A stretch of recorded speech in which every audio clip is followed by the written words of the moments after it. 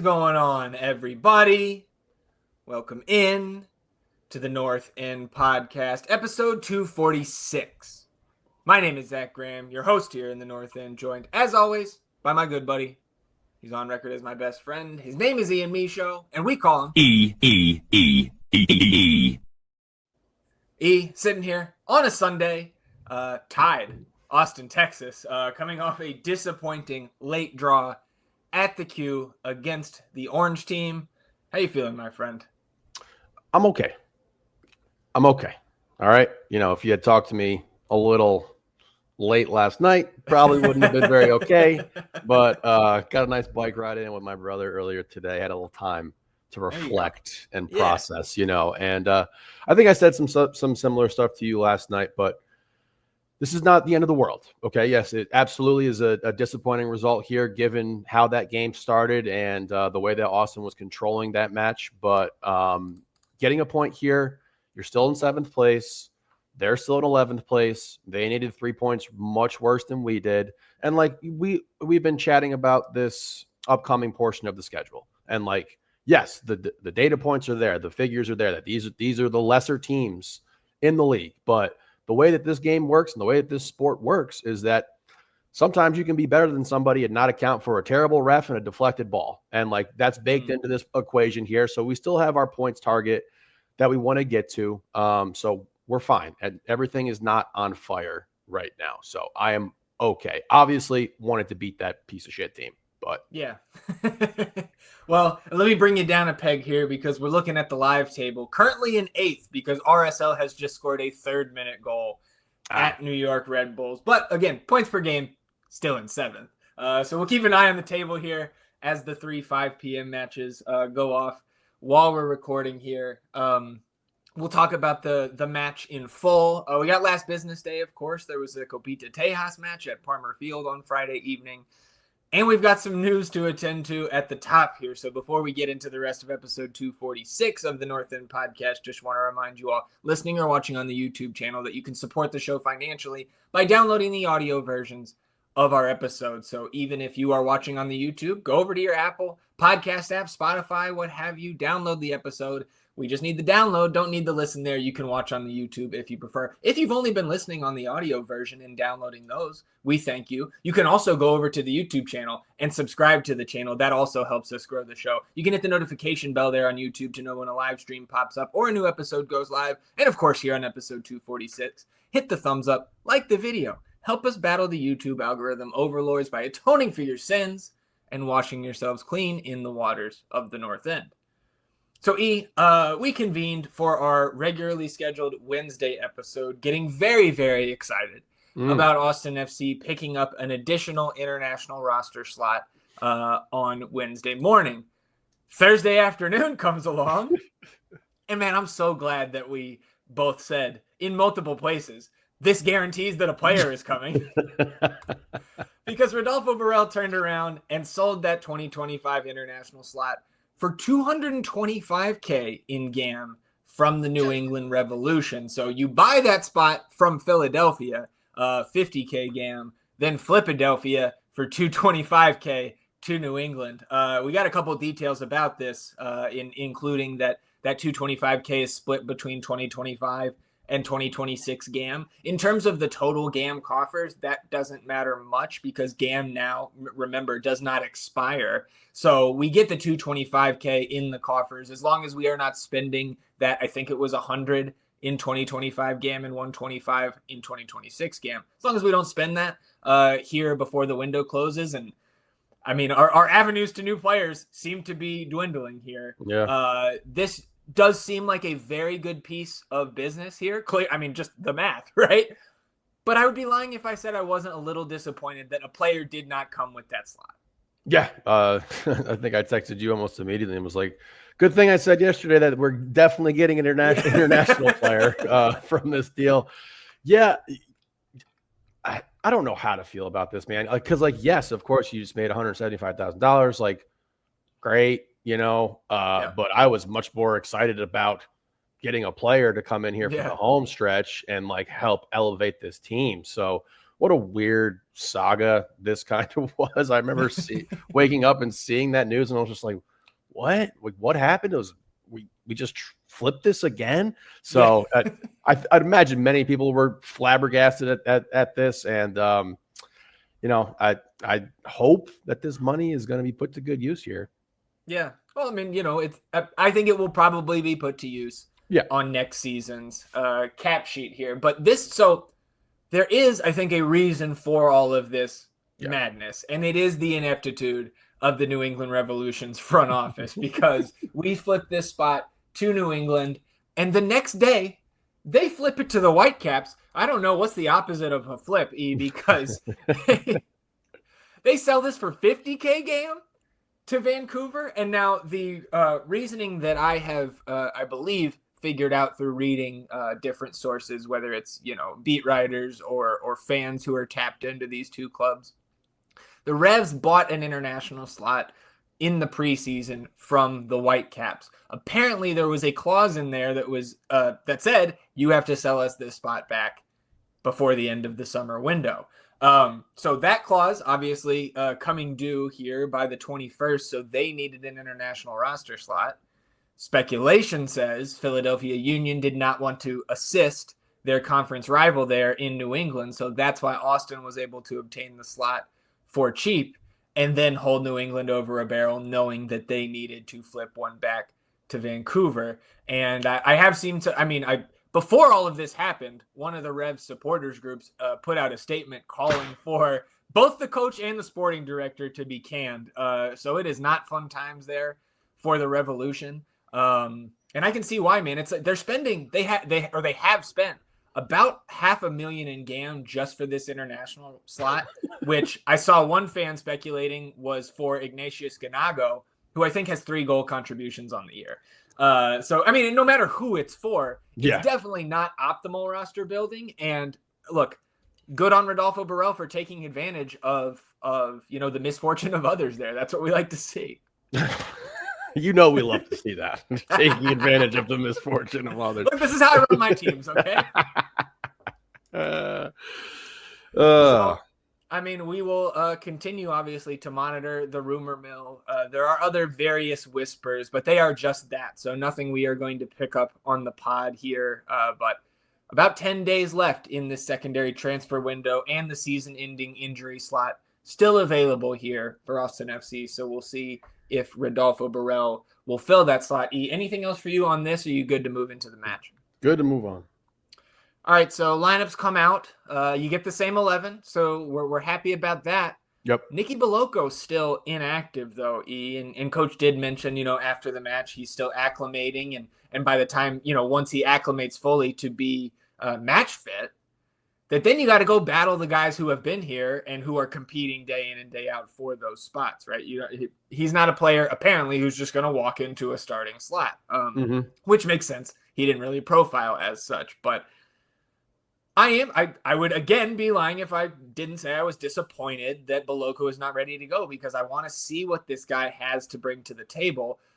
I am surprised he's not ready yet, because he got here in late June. And we've seen players in the past have trouble acclimating to the weather when they come from those colder climates. Boloko coming from Switzerland.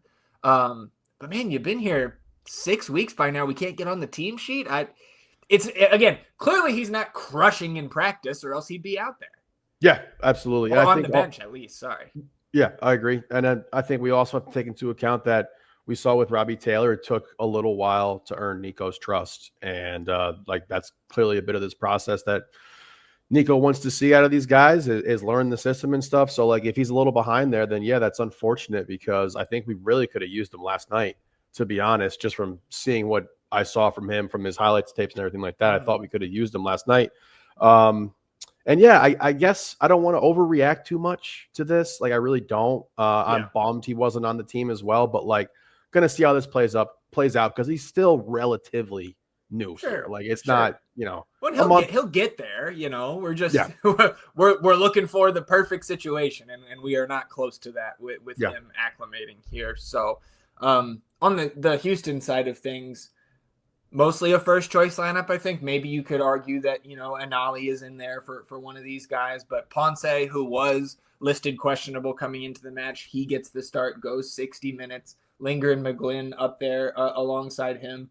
Dwayne Holmes, who I'm not sure we'll actually talk about in the notes here, so I wanted to bring up. Yeah.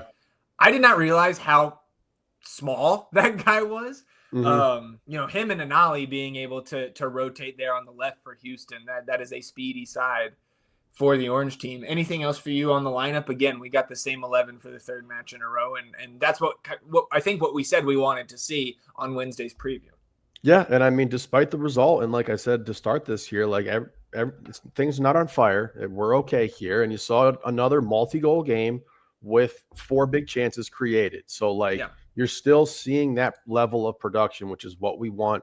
And I believe, and most people I think would agree with me and believe that if you continue to see this type of production, the results come with it. So happy with the 11. On their side, we thought Ponce might get switched up to the 9 there, right? No, we were saying excuse me. I'm sorry. We thought he was potentially injured, but he was coming back. So yes. But seeing him up there, he's a threat.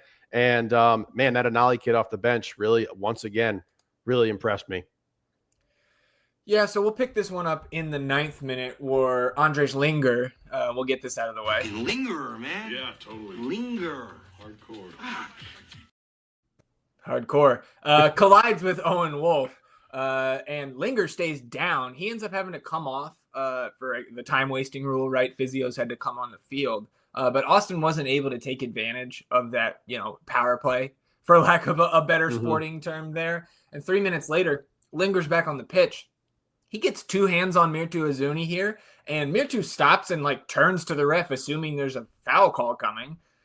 Official waves it off, and that was the first time on the night where jeers towards the head official start to simmer around the queue. But obviously it builds and builds towards the end of the match here. And I will just say this off the top, because we are going to do greater than your average North End episode in terms of bitching about the officials in this one. Awesome. I did not come away from last night's match feeling that the official was as inconsistent as he was when I rewatched the match this morning.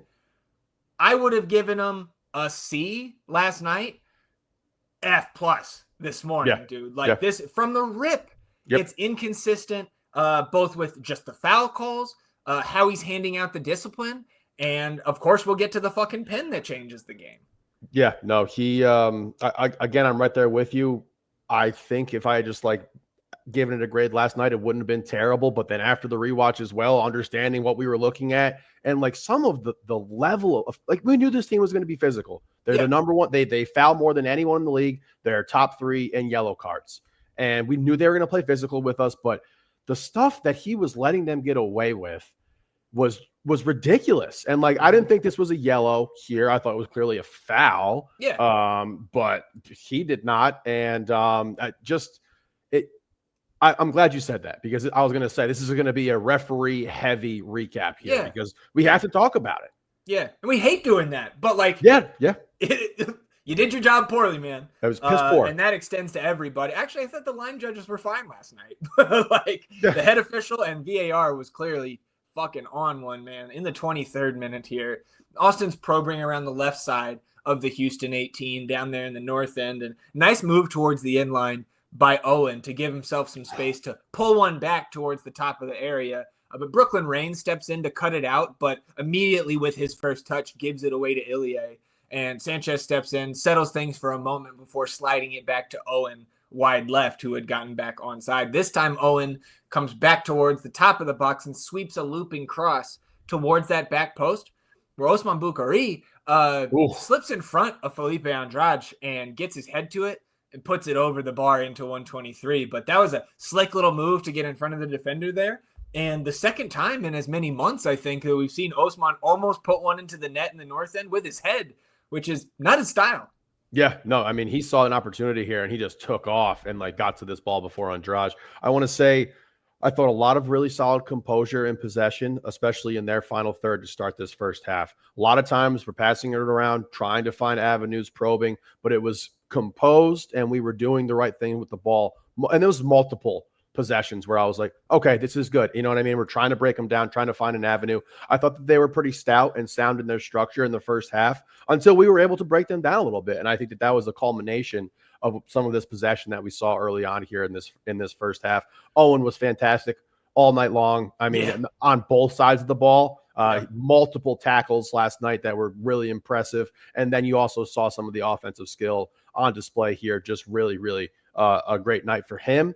And this was a nice little chance to get us rolling here. And I thought Buka could have done better with this, but I definitely wasn't expecting a goal here. But I just like maybe could have done a little better with it. Yeah.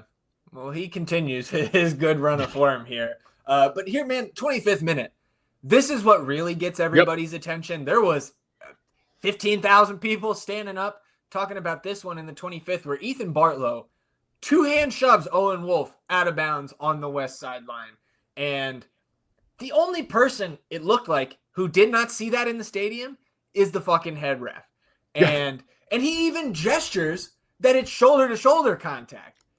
And you can see from every angle that there was a forearm extended there. And I would say from our vantage point, a two-hand shove there. But that was, it's a pretty terrible no call right there. It's ridiculous. It's a yellow card in my book. Right? You just pushed the dude. It's at least a fucking foul. Insanity that this was not called a foul. Insanity. I just can't figure it out, man. And they had to have known that this was going to be a physical game. It's a rivalry match and everything like that. And I'm fine with all of that.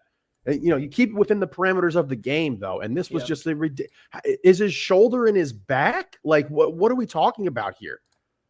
Yeah, I don't know. And I was, of course, we're amped up. It's Houston week. It's Houston, The juices are flowing and everything. And I was trying to keep myself as calm as possible. And I've gotten much better about not dropping the F-bombs with the Ninos. Oh yeah, you did let it fly here. With the Ninos around, but I let it go here. And because it was insanity. And then it got worse. Yeah. Yep. But here at the half-hour mark, you get Svatok cutting out a progressive pass intended for Ponce at the top of the Austin area. And Alexander taps it to Diego Rubio. Diego takes one touch and fires it downfield. And this, this has been one of our best plays since not since Diego entered the lineup. All year with Diego in the lineup is the fuck it, Buka is down there somewhere. Yep. Blast it out to the right. Let him go get it. And Osman in this moment speeds around Andrade to beat him to the ball. And then as he gets towards that inline, the double team comes and Osman wins the corner. On that corner, Owen Wolff whips it into the mixer, just kind of right over the scrum and right on the head of Ilie, who redirects it on frame. And Jonathan Bond saves it, but the rebound falls right back to Ilie, and he's got plenty of time and the composure to just knock it home into what was pretty much a wide open net for the lead. It's Ilie's first league goal of the season. It looked like he either was pointing to maybe family up in the boxes or Brandon Vasquez, who was up there as well. I saw him posting some Instagram stories. But to just twist the knife in here on Houston, we go right to a hydration break after the goal. And we were riding high. Yeah. Oh my God. It was amped up. Was that feeling fantastic? Great ball by Owen here. Like you said, composure by Ilie to get this rebound right back to you and just take your time with it and slot it past Bond there and feeling absolutely fantastic because there had been plenty of avenues opening up in this first 30 minutes here without the result that we were looking for in regards to the goal. And there was multiple plays where the fuck it Buka's down there somewhere. Yeah. Also just missed by this much. There was one or two. There was a Stuver throw. Stuver throws one. It's just a little too far. And then there was another ball that came, and I couldn't remember who it was from, but just another one that's just a little too far. And Bond getting off of his line pretty well and pretty quickly to get that. But yeah, it is a huge element that you have to account for with this team now, and with Buka on that side, on the correct side, being able to get past the defense. Yeah. Well, I know Osman told the press last night that he feels like he's at about 70% right now. And if he's anywhere near accurate, then 70% of his capabilities, if he's anywhere near accurate with that, MVP season next year, I don't know. I don't know how slow this build is, dude, because we're about 70% of the way through the season. So let's get there. Yeah.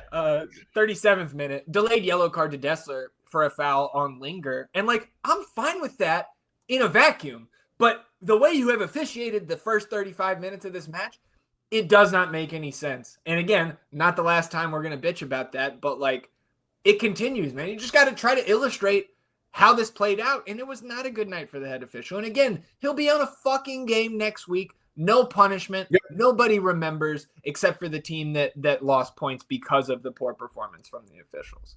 Yeah, and I lost points because of a piss poor performance from the officials is correct in this matter. I think we always try to preface the ref did not impact the outcome of this game when we feel that is the case. Obviously, we are a bit biased, a bit opinionated with that stuff, but like you impacted how this game ended up. And like that's something that Austin just can't account for. And I'm not going to like we're going to get into it into the second half and everything. And I'm not going to just not put any blame on Austin by no means because a lot was deserved in the second half. But you got screwed, and the fact that we got the first yellow in this matchup, I don't have an explanation for it. Well, we're playing through all that bullshit here in the 41st minute. You get a long bout of Austin possession here, E, and let me make the case. We were talking last week, or 2 weeks ago, rather, in the aftermath of the DC United victory, with the goal that ended up with Osman 5-holing Luis Barraza there in the nation's capital, and saying that could have been the best team goal of the season. That could be a top 10 all-time goal in club history. I think we also need to nominate this goal because here, the team progresses through all three phases of the pitch before settling into the Dynamo's final third. The ball's worked from left to right for a little triangle between Buka, Dessler, and Danny. And then Danny and Osman here play this slick give and go. Great pass by Danny to put Buka into the 18. And when he gets on the ball, he hits the dance floor. And he spins on Andrade first. He causes him to go to ground twice. The double team comes. Osman still gets to the end line. He pops it towards the back post. And it floats right to a wide open Guilherme Biru, who nods it home to double the lead. Spider Biru back in effect here. But Austin gained possession fully at 38:49 on the clock. 27 passes later, it's in the back of the net at 40 minutes and 12 seconds. Again, I think top 5 goal on the season for sure. I would say I could make an argument to join it. It's certainly for best team goal, top 10 in club history. I think hands down, like that's how this is supposed to look. And like kind of the way both teams want it to look.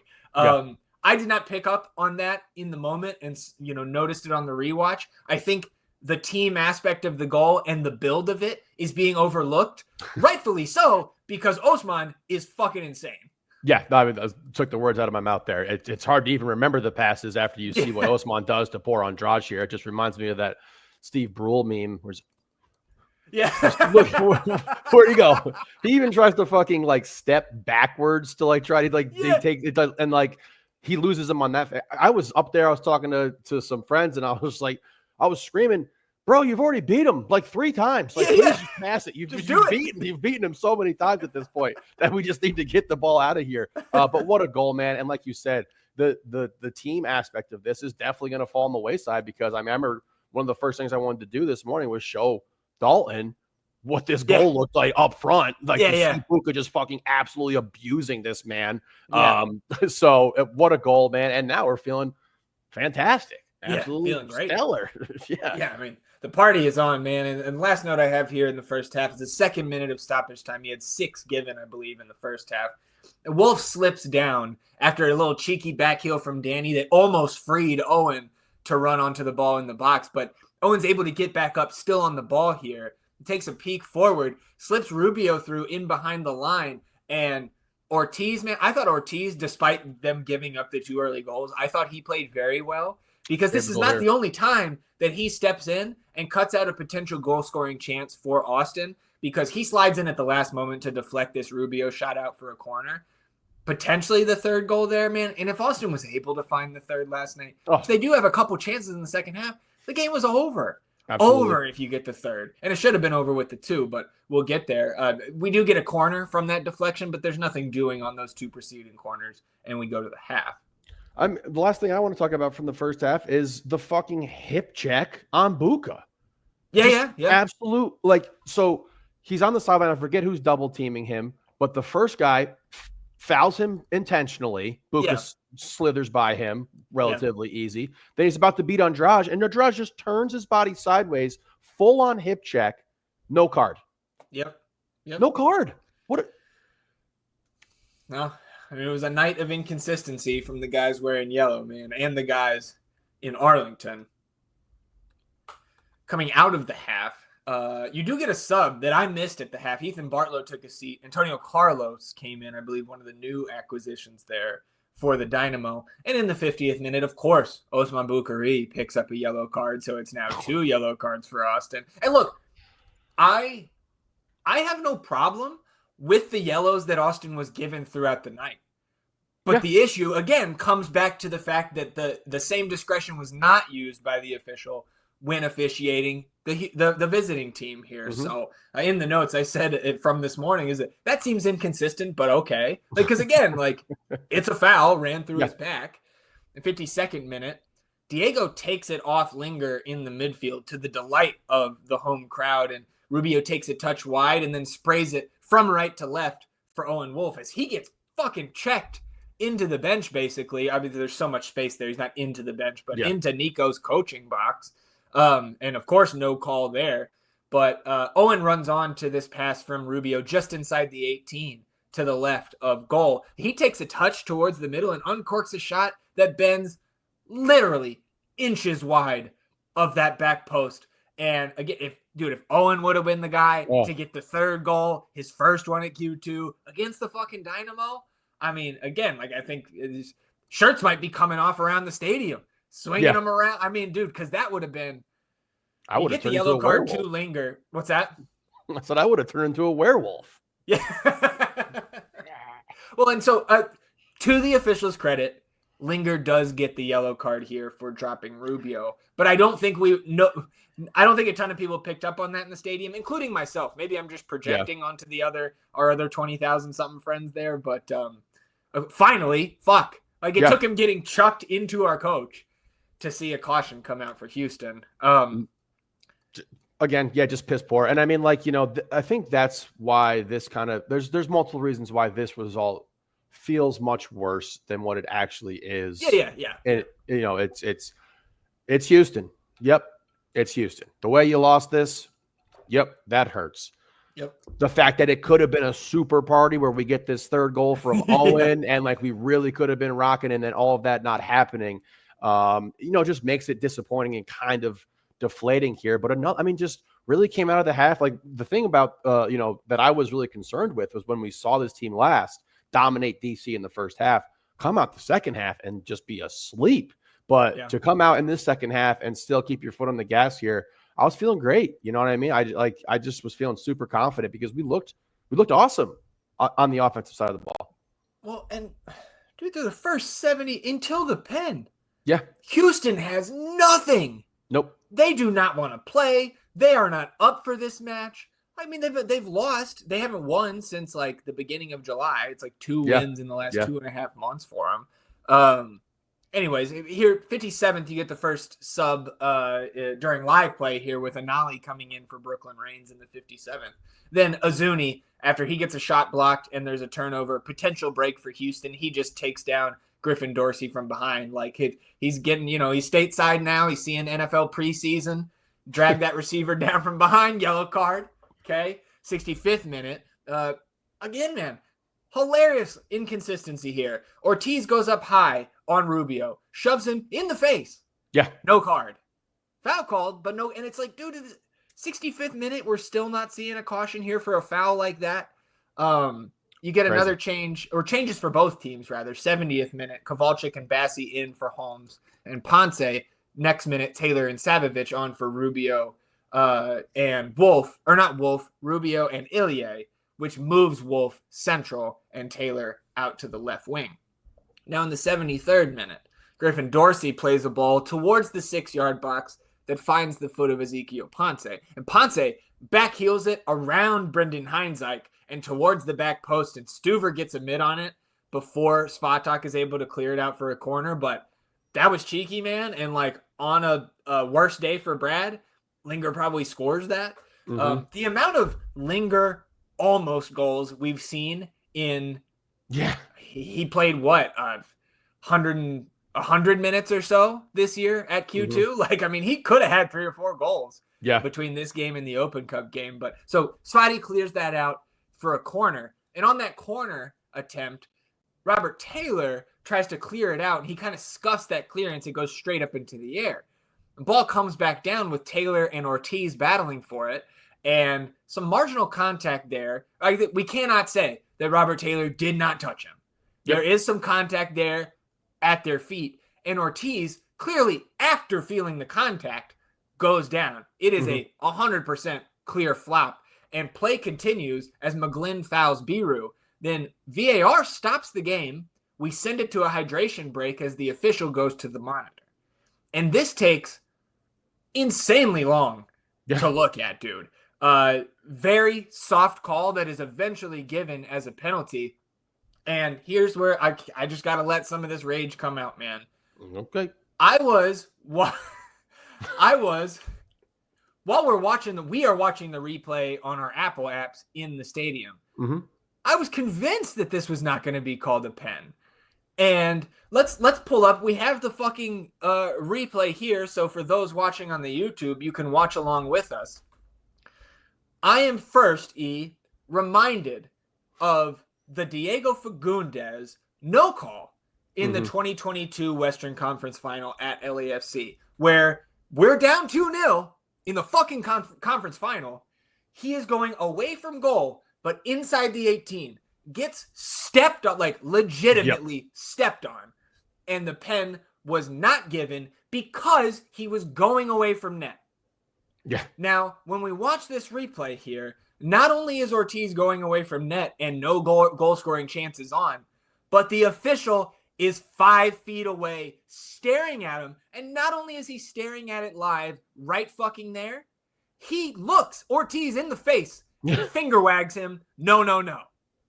So you're telling me that somebody in Arlington watching this slow motion 15,000 fucking times is like, that is the spirit of video assisted review rather than trusting what was on the field? If this official makes the call for a penalty on the field, I don't think, like, I'm still going to be sitting here bitching that it's soft today, but I don't think I could make the argument to overturn it. But the fact that he does not call this in real time, there is nothing on this replay that indicates that there was enough contact here to warrant a game-changing penalty call here for a team that needed a lifeline so badly because they were dead. Done. Fucking dead. And so now let's just watch this here real quick. I mean, look at the official. Okay, flop. Throws his hands up. Like, come on, man. Literally standing. Like, why is he there then? Like, why is he on the field? Like, we don't need a head official then. Yeah, he's right there. And like when this thing comes up on the board and they're like penalty review, I'm just like looking around. What are we talking about?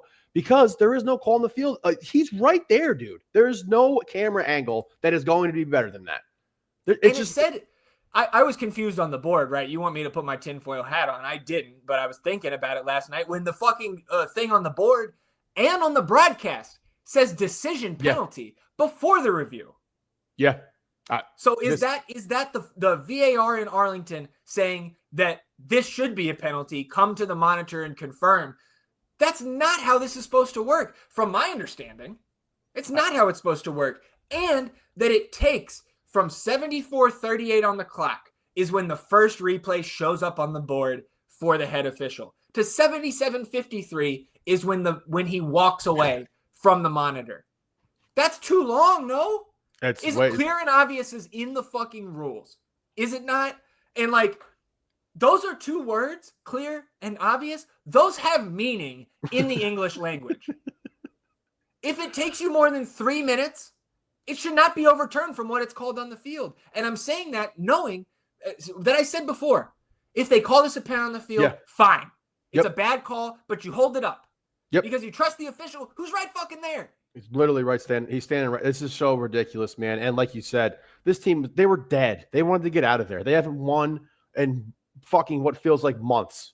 Like this, they had nothing going on. And then you throw them this, and for that to take so long, you're just fishing. You're just fishing to try to find something that you can say, yes, we're going to go ahead and give this team a PK here. I don't know, man. If I was the referee and I see this happen right in front of me and I literally finger wag the guy and be like, no, I'm going to feel like a real moron if some VAR comes in and goes, actually, no, we're going to go ahead and award this. Like, so he wagged his finger at him. Yeah. Because, yes, there's contact. I will concede that, of course. There is some contact there.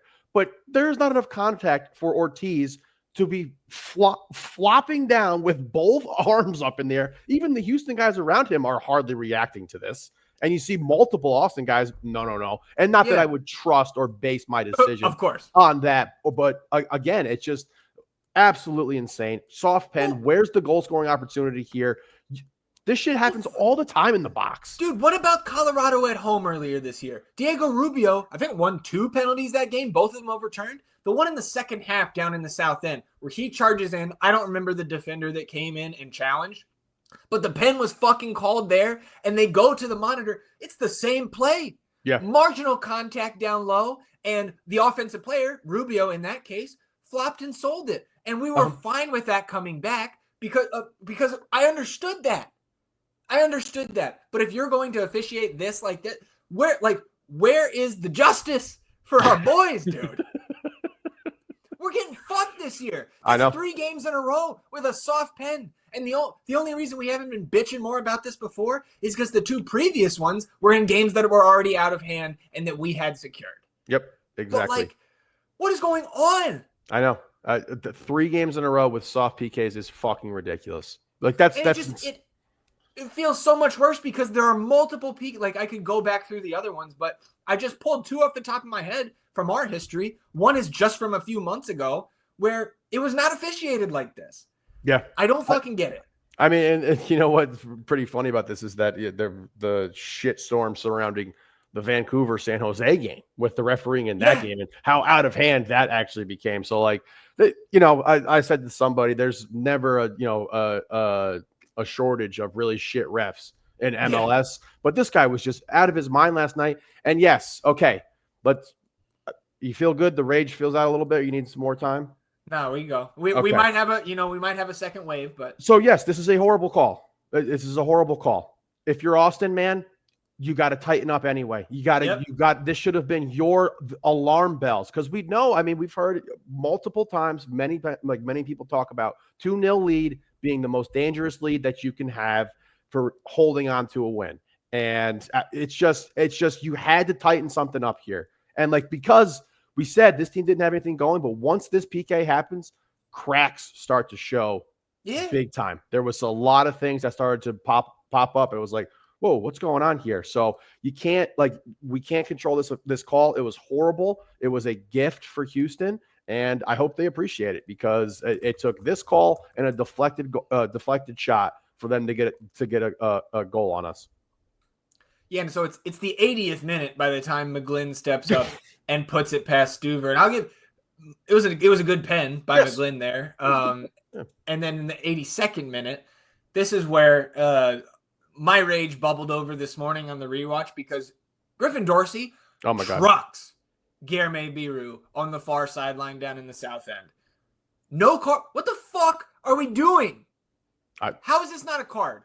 I don't know. I know you don't have the, but god damn it, dude. That was incompetent officiating last night. Incompetent. Yes. And I mean, it seemed like even the more physical fouls that took place were the ones that gained the most leeway. And then we give this PK up. Yeah, this PK up. That's a free goal. I mean, if that, we go back to the first half, man, with the Owen shoulder to shoulder thing and a no call on that. No call. So again, it's time to talk about substitution patterns here. In my opinion, I think I can't point to an episode, but I know that I said at some point in time I haven't been a huge fan of waiting as long as we have in some of these games, and we had gotten away with it. But I do think at some point in time it's going to come back to bite you on the butt, and I think that did happen last night. And that's also not to excuse the guys who came on the field who were all bad. And that includes Johnny, which is really strange. But hot air, It's impressive to me that you only played 9 minutes and you're at the top of my list. One of the names at the top of my list for being how awful you looked out there. And Robbie Taylor, stinker of his performance. He got screwed with this call, but he was still not good last night when he came in. Sabo, I think, should have been the first sub, and I thought he should have came on a little earlier.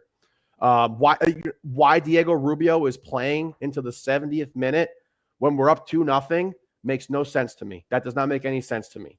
So, and I thought also Diego, after he had that one turnover in the first half, he does a full charge on somebody. Oh yeah, he charges the keeper and he's sprinting up and down the field. Then he tries to foul someone intentionally, and I was like, okay, this should be a 60 minute night max for Diego here. But I don't understand why Savovic didn't come in here earlier, and I thought we should have gone more defensive when we had the opportunity to. Of course, if this result is different, I might not be saying that. But again, I do think that the substitution pattern eventually will bite you on the butt if you're not taking care of it. And I don't think we took a good job of that last night. And then when the guys came in, they did not do their jobs either. And that's not a good recipe.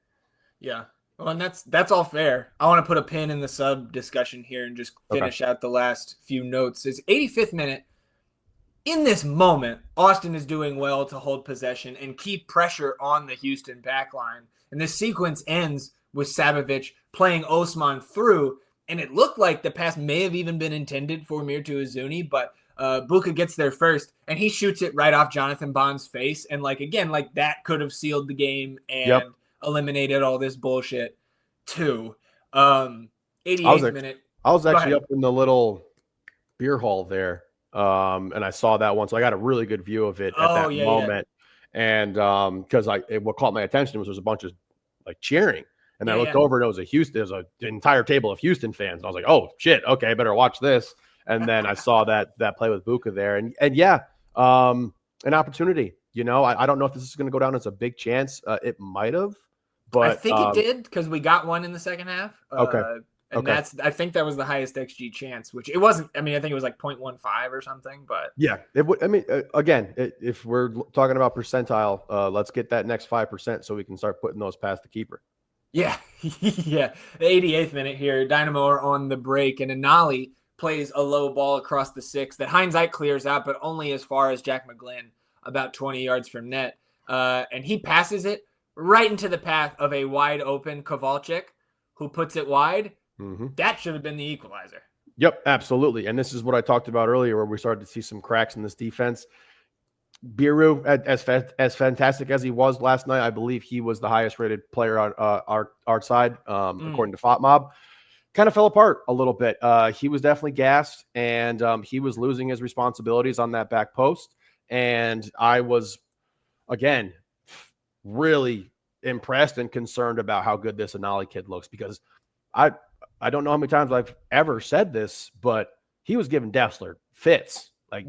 He was giving trouble. Dessler issues, which we have not seen from. Dessler's been pocketing Paintsil and Bouanga, Peglo, all these dudes who are, kind of the top attackers for the opposing teams, or one of the two. Yeah, man, that kid's got some juice. Yeah, and to the counterpoint about the early substitutions, Dessler clearly a little bit more gassed at this point in the game. Anali fresher, and that continues with Johnny as well. You bring in fresh Johnny, and Anali was still giving him business on that side of the pitch as well. So I'm concerned about that kid, man. So after Kowalczyk misses that near sitter, on the next possession, great through ball to Anali down that left again. They were doing that with purpose, trying to attack Dessler's side there. And Anali crosses it back to the top of the box for a trailing Jack McGlynn, who this time doesn't pass. He takes a crack. It's going right into Stuver's hands. But Svatak gets down for a block, deflects off Svatak's foot and into the net. And we are level. And that's just bad luck at that point, man. Svatak is doing what he's supposed to do right there. Stuver, unfortunately, has it covered, and the deflection, instead of going wide of the net or over the crossbar, goes, kind of right center into the net there. And at that point, dude, because we know there is with the VAR check, the hydration break, everything, now 2 goals. Yeah. We're going to have at least 7-8 minutes of stoppage. And now we're trying to hold on to not lose this fucking game. Yeah, no, it was definitely feeling pretty tight there because even before this had all happened, where you get this deflection here from McGlynn, I was concerned. You know what I mean? We did not respond appropriately to that shitty pen call. Like, we just didn't respond the way that we needed to. I know we're going to get into some sub stuff later and some stuff that Nico said as well. But this is just super unfortunate. And, it's part of this game, man. And it's always going to be a part of soccer. And that's why when you look at, schedules moving forward and the quality of the opponents that you're going to face, you still have to go out there and play the game, and you have to deal with variables that are outside of your control. And this was just super unfortunate for a team that I think deserved 3 points last night, despite how that game ended and the fact that Houston was the better team to close out that game in a tight window there. So, you're okay. Again, we're okay. We're okay. Yeah. You dust yourself off. You get Dallas, smack them. You feel totally fine. Yeah. So you did get 9 minutes of stoppage given. It isn't until the 3rd minute of stoppage that you get Gallagher, Obrian, and CJ in for Buka, Dessler, and Owen. In the 8th minute of stoppage, Kowalczyk gets a shot from that right side that Linger is almost able to stick out a boot and redirect home. So that was kind of the last Houston moment where we avoided complete disaster. And then at the death, Austin's able to win a free kick near the top of the Houston 18, which is clearly going to be the final touch of the game here. And Danny Pereira lines up over it, which was a little bit surprising to me. I think I turned around to you guys, was like, Mirtu, right? Yeah. And like, this just doesn't, like, I just don't think of Danny as like, that's our free kick guy ever, really, especially when we're trying to score off of it. And I do trust that, like, if the teammates and the coaches were fine with that Danny is doing things in practice that make them confident that he is a purely acceptable option to be taking this free kick. But he skies it into the south end and the final whistle blows. And again, like, we've had 3 free kick goals in our club history. It's probably not happening there. But maybe you're able to put it on frame and they spill the rebound and what have you. And, like, I don't care who's taking it. You just got to do better with that attempt, which is, easier said than done. But final whistle blows, 2-2 draw.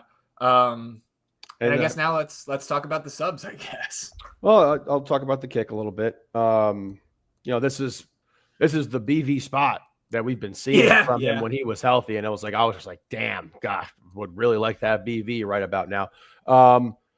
It's one thing to do it in practice. It's another thing to do it when it's the 94th minute or whatever of the game, 96th minute at that point. And the game's tied and it's on the line. You know what I mean? And because of that, I was more inclined to go with Mirtu in that situation, even though he also has not scored a free kick goal for us as well. So, like, yes, were the chances low there? Definitely. But I was at that point, honestly, I was happy to be done with that fucking game. For sure. It had just been a roller coaster of emotions. I mean, the first half, absolutely flying high. I'm on Jupiter, just screaming, hugging people, having a great time. And then that second half of just absolutely collapsing with the help of a ref. There's no other way to really say that. So unfortunate, but again, you're okay. Dust yourself off. Dallas next weekend. Be good. 47% possession for Austin at the end of this one. 18 shots to 12 in favor of Houston. 6 on target to 4 in favor of the Dynamo. 5 corners to 4 in favor of Austin. Austin, again, created 4 big chances. Missed 2 of them. 3 of those came in the first half. On FOTMob's model, 1.56 XG for Austin. 1.96 for Houston, but expected goals on target, once again, tell the better story. 1.9 expected goals on target for Austin, 0.88 for Houston. And again, no matter which of those metrics you're looking at, that penalty contributes to a lot of it. And I guess going back to the subs, I'm with you that I think we should have made adjustments after the first goal. Like the substitutions, because Nico did say post-match that they had subs ready to go to a back 5 as right as the second goal is happening. And then that changed what they wanted to do, and they wanted to throw. I assume that brought CJ into the fold there to try to push for a late winner. But I think again, like, and we're the benefit of hindsight is something that the coaches don't have in that moment, and nor do we as fans in that moment either. But I do think it's fair to say now, just from where we're sitting, that like if we're going to go to a back five, why wasn't it after we just give up the first goal? And I will differ from you a little bit. I think 70 for Diego Rubio is fine. Like going past that, I would have started to, I think, get a little bit more nervous about it. But I think him and Ilie, like that's kind of what they've been doing, like that 65-75 type of rotation in this starting role. So I wasn't too upset about that. And again, like this is just the second time this season. Austin, I believe, if I've got my numbers correct here, has scored first in 11 league games. This is only the second time that they haven't won a game where they scored first. So whether we want to focus on the subs and the player personnel themselves, which I think we do, the coach and the sub decisions from the staff, which certainly is fair, the coaches and the players have been very good at closing out leads this season. Like this was an anomaly in terms of the results we've seen in 2025 so far. And I think the other one was one loss. So we're 9 wins, a draw, and a loss when scoring first this year. And like, that's a good number. That is a good sample size to have there. But kind of like what you brought up earlier, my ire is not just towards perceived lack of subs or like this, kind of slow rolling it there. The guys that came on did not look good. Like, I did not think Robert Taylor, like setting aside the penalty, which I just, again, like, I don't, why are you doing that in the box? Unnecessary to kick out right there, but also should not have been called on you. Sabovich was like just kind of unnoticeable. Like he didn't do anything special, but I don't think he certainly didn't kill us. You mentioned Obrian, right? It is limited touches for him, but like the play that sticks out to me was him trying to take like 3 defenders on, losing the ball, and then looking at the ref for help. And that, brother, have you been watching the game? That ref ain't giving you that? No, and it wasn't a foul anyway. And Johnny, I can't forget about Johnny here. He did not look good. He didn't look great against in his amount of time either. I don't think guys did their jobs off the bench, and it was a culmination of a lot of things. It started to fall apart and unravel with this PK. And as much as that's out of your hands and out of your control, you got to try to find a way to get the guys back focused, locked in and everything like that. And, Ilie's off at that point. So like your leader out there is not out there. And that's a bummer, but they needed a gift. They needed 2 gifts to draw us, man. I don't know. They really did. And they got both of them. And good for them. Again, enjoy 11th place right now. Because we're sitting in 7th. So I hope it feels good down there. And they know Houston did not deserve a point last night. They know that. Dude, they're fucking their official social account said stole a point. Yeah, exactly. Yeah, they definitely did not deserve a point last night. So I'm okay, man. And again, to some positive stuff. The 4 big chances. It's every night, every time he goes out there, you're going to get something out of Buka that puts us in an opportunity to score a goal. It's going to happen every fucking game. At least once. We're getting another international player, and it's going to happen every game. You can guarantee it. Man, I'm just saying I'm with you, right? The official gave him a lifeline. The officials affected the outcome of the game.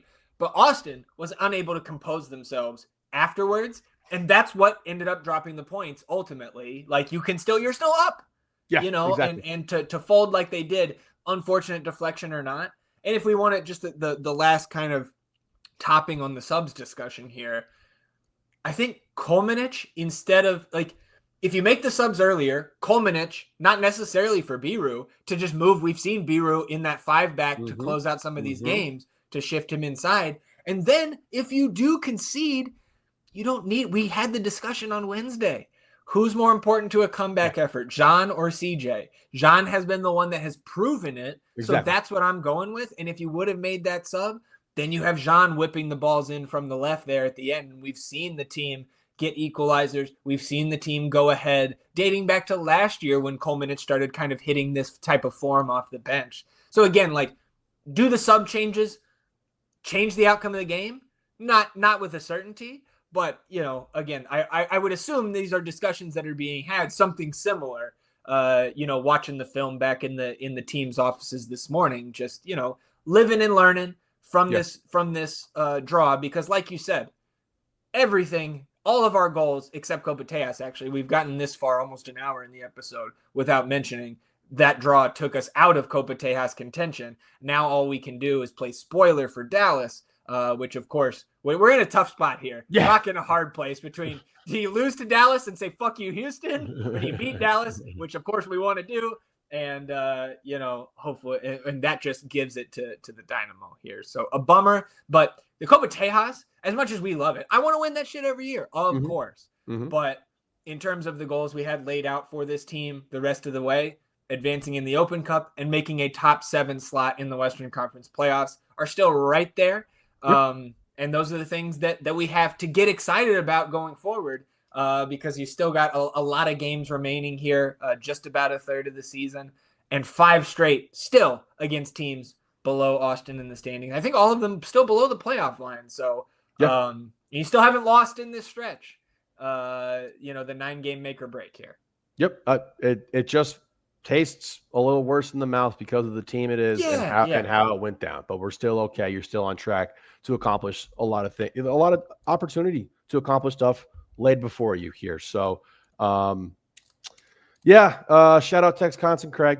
Good to see you. Oh, yeah. That was good. Met his son too. Definitely forgot his name. But they went to a King Gizzard concert. Had the soccer jersey with the band name on it. That was awesome. Yeah, that was great. Also want to shout out Keith and his family. Teddy, recognizing us on the pod. Teddy. Those are those guys. Better be listening to the edited version and not past 9 o'clock. All right. Yeah. We'll put out the clean version just for Teddy there.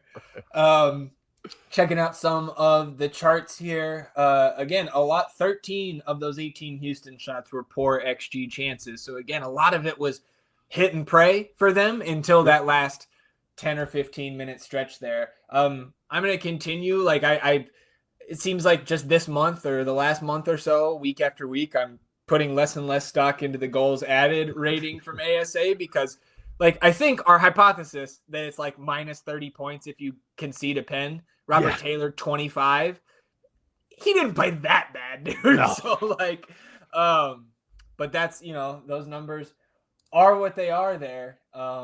Looking at some of the graphics here, field tilt 59% towards Austin, which is not something that you see a ton this year. And then in terms of those defensive lines, you had Houston pinned back about 3 meters on average from where their typical line is this season. Another positive, dude, we remember very well that through the first half of this MLS season, the first 17 matches, we scored 2 double-digit goals just once in those 17. Yeah. Now 5 of our last 7 league games, we've scored 2 goals. So, again, whether it was that started before the Vasquez injury, it has continued now after BV went down with the knee injury and guys have adjusted and the lineup has changed. You can add in, right, it was 2 penalties, but, in the Open Cup match, we also scored 2.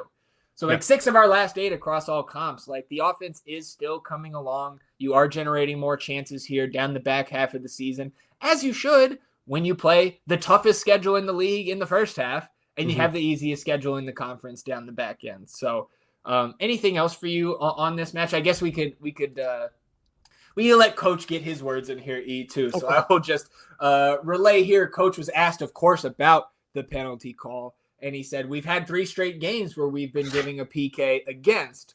All 3 PKs were really, really doubtable. Even today, we have meetings with PRO and everything. They talk about PK has to be clear. Doesn't have to be soft. And then even the way that the player goes down, he said, this player went down 3 seconds after that. It wasn't quite 3 seconds, Nico, but I get what you're saying. Yeah. He said he felt something that was minimal. They say it was minimal. He's facing backwards also, and then he is trying to get an advantage to put himself in the position. It's obviously not a PK.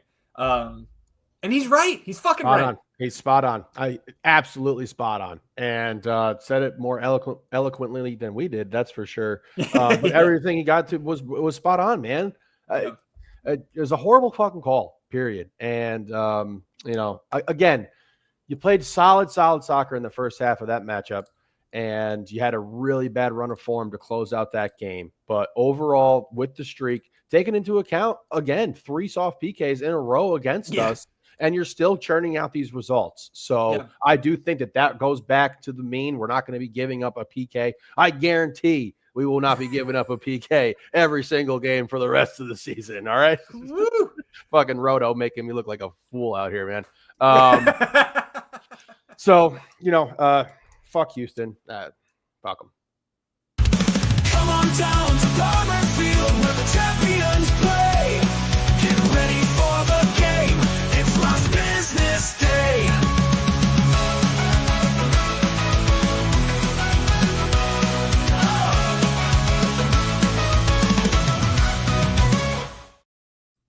Last business day here on episode 246 of the North End Podcast, and we will jump right into it here. North Texas SC visiting Palmer Field on Friday.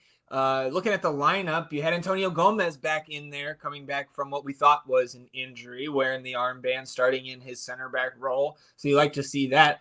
Chesla left back as Ruben Bonachera continued in a reserve role. Still no Jacobaro after coming off injured a few weeks back. We had Michael Burton back on the bench here, and Bachuan Araja active on the bench. So the rest of this was pretty much the same. Jimmy, Vlad, Diego up top, Adrian, Jorge, and Irvin in the midfield, and Charlie in net. And you look across the ball, Pedrinho is back here with North Texas SC. Now, Pedrinho is not just a first-team asset for FC Dallas, but he's taking up an international slot for them. And this is complete rumor mill here, so I'm just relaying what I saw another Dallas fan parroting here.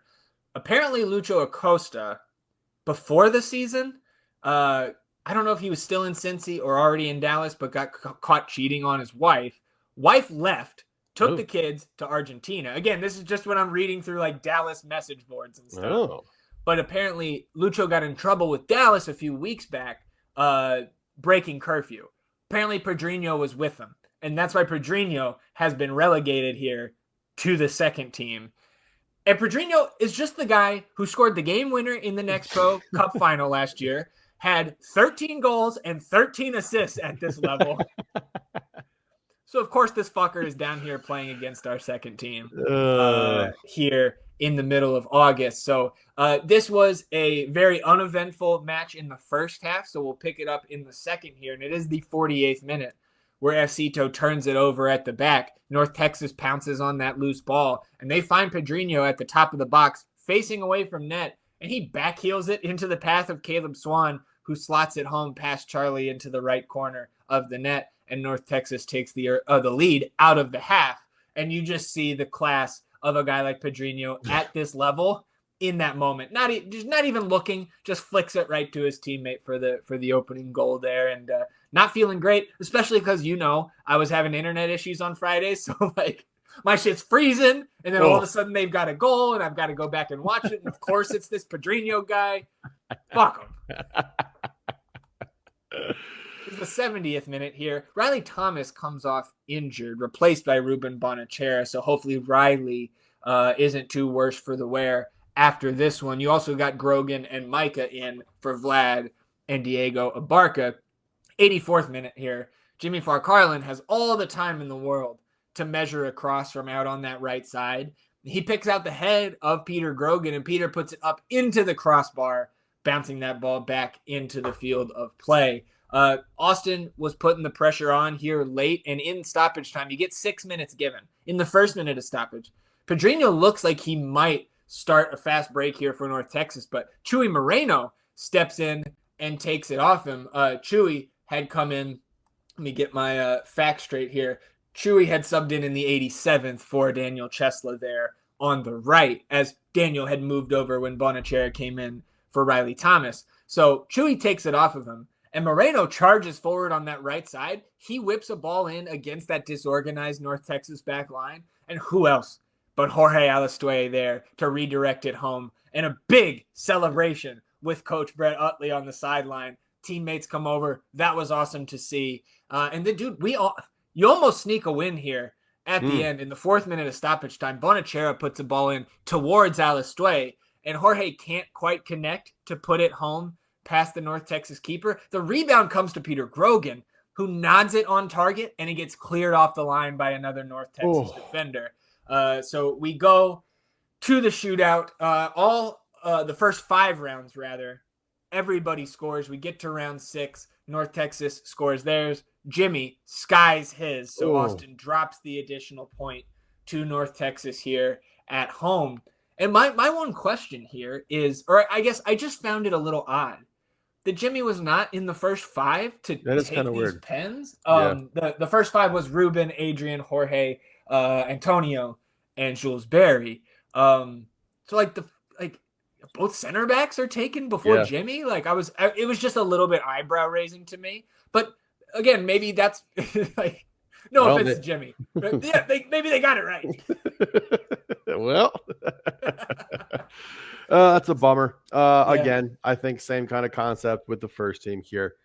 It's still okay. You're sitting in 6th place right now. You're still fine. You got the a point in that matchup, so you're okay. Yeah, you're still sitting here in 6th. And Friday they will be on the road taking on Rapids 2 up there in Denver for the 2nd time this season. So we will preview that match on Wednesday's episode here. Anything else for you on the 2nd team or anything else for you overall? We'll get there's still, again, 3 MLS matches going off right now, 2 others to kick off later tonight. So no best ball update yet. And picks didn't go great on Saturday night, but we are still in contention for another profitable week here at the book. So we will clean up the nonsense on Wednesday's episode. Anything else for you before we shut it down? Nope. All right, everybody. We appreciate you tuning in, sticking with us here on episode 246 of the North End Podcast. We're back on Wednesday, previewing Austin FC's matchup against FC Dallas, previewing the 2nd team's trip out to Colorado to take on Rapids 2, dealing with the nonsense, and, of course, talking about everything else that happens in the Austin FC universe between now and then. Enjoy the beginning of your week, everybody. We will do the same. We'll see you back here on Wednesday for another episode. Until then, he's E, and I'm Zach. Vamos Austin FC, everybody. Goodbye.